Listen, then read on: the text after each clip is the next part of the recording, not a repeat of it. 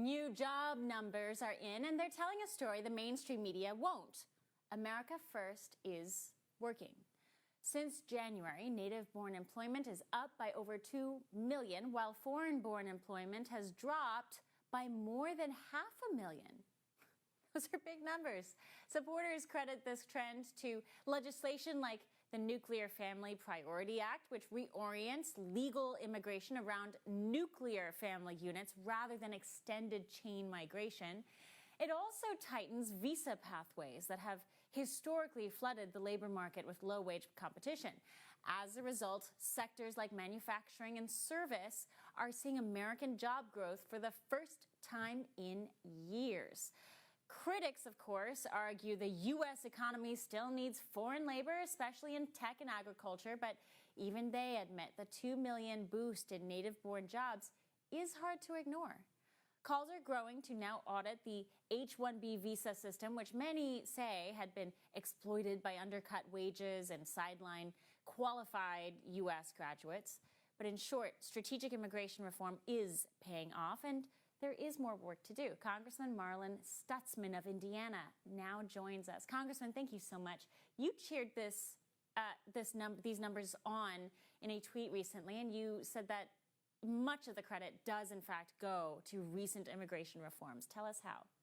Oh, absolutely, Chanel. Great to be with you. And those are very optimistic numbers and ones that we can be very excited about. In an economy that we've been struggling through for the last 4 years under the Biden administration, President Trump's policies, President Trump's rearrival back in Washington has been meted here in flyover country with open arms, because it's been a tough 4 years under the Biden administration. And actually, I was just visiting with several manufacturers this morning, and they were very encouraged by what's happened so far with President Trump's policies and the fact that there's a resurgence in manufacturing, that there's going to the orders are up.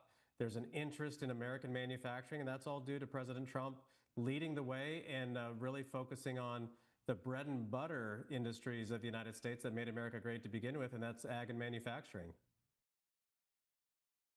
So, like I said earlier, a lot of the advocates who have said that agricultural jobs will suffer if we impose these immigration reforms, even those critics are starting to come around. They're starting to say, actually, these do have long-term effects on our domestic employment numbers.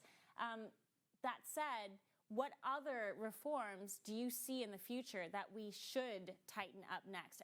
It's a big topic. There's H-1Bs, there's asylum loopholes, birth tourism. All of these items have significant room for reform. Where would you put top of the list?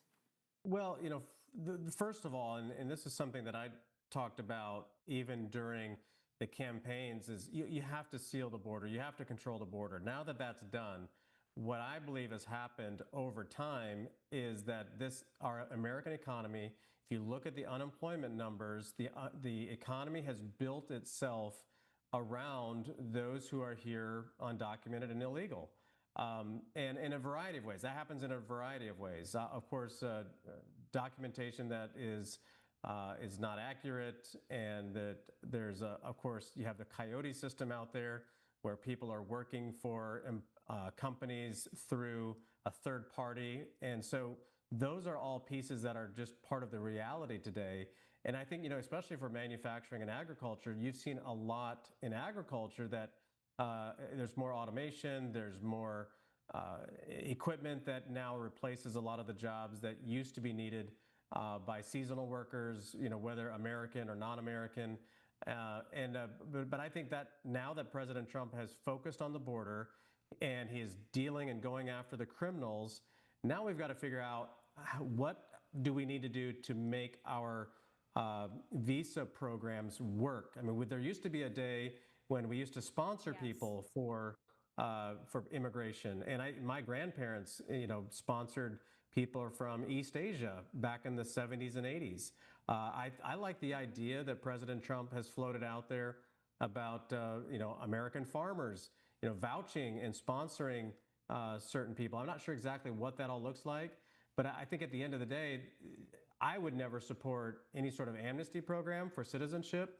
But for those who are here Right. working, some sort of work visa program, I'm open to that concept. And so I'm really curious what President Trump's plan is related to that, because I think disrupting the workforce that is already integrated into the United States could be a major disruption if we try some sort of touchback program or whatever. But I think if we work together, there's a way to do this to bring people into a legal status. But again, I would never support citizenship because I think that's the reward that would be given to someone who came here illegally. And I think that's what the Democrats want. I think they want to make it politics. Let's just simply keep it a Right. work visa program.